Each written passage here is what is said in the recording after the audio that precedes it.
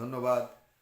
SSC নবম এবং দশম শ্রেণীর শিক্ষার্থীদের জন্য বোর্ডে একটি এমসিকিউ ফাংশন থেকে আজকে উপস্থাপন করেছি।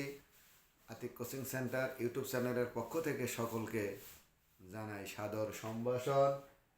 এই অঙ্কটির সমাধান আমি করে দিচ্ছি, সবাই বোর্ডে খেয়াল করো। দেখো, প্রশ্ন লেখা আছে function of x equal 1 + y² + y³ divided y² হলে -½ এর মান কত। অর্থাৎ যেখানে ফাংশন অফ ওয়াই হবে, যেখানে ফাংশন অফ ওয়াই আছে এইখানে কিন্তু -½ আমরা বসিয়ে দিব। তাহলে দেখো, এখানে যদি আমি লিখি, সুতরাং এফ অফ -½ অর্থাৎ যেখানেই ওয়াই আছে সেখানে কিন্তু বসিয়ে দিচ্ছি -½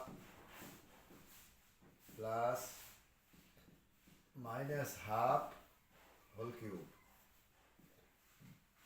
-½ স্কোয়ার।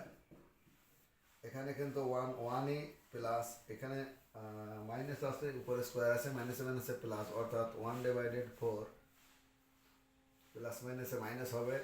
এখানে কিন্তু 1/8 হবে, 2 পাওয়ার কিউব আছে। এখানে মাইনাসে মাইনাসে প্লাস কি হবে, 1/4। এই উপরে যদি আমি 8 লসাগু করি তাহলে কি আসে দেখো, 8 যদি লসাগু করি, 8 + 2 - 1, নিচে কিন্তু যা আছে তাই 1/4। এটাকে যদি আমি ট্রান্সফার করে এখানে নেই তাহলে কি হবে, 8 থেকে 1 বাদ দিলে 7, অর্থাৎ 8 আর 2 এ 6, 6 থেকে 1 বাদ দিলে 7, 7/8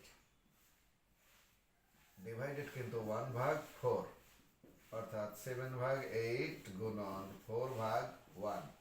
এটা যদি কেটে যায় 4 × 2 = 8, তাহলে কিন্তু 7/2। এটা কিন্তু আমাদের আনসার। Thank you.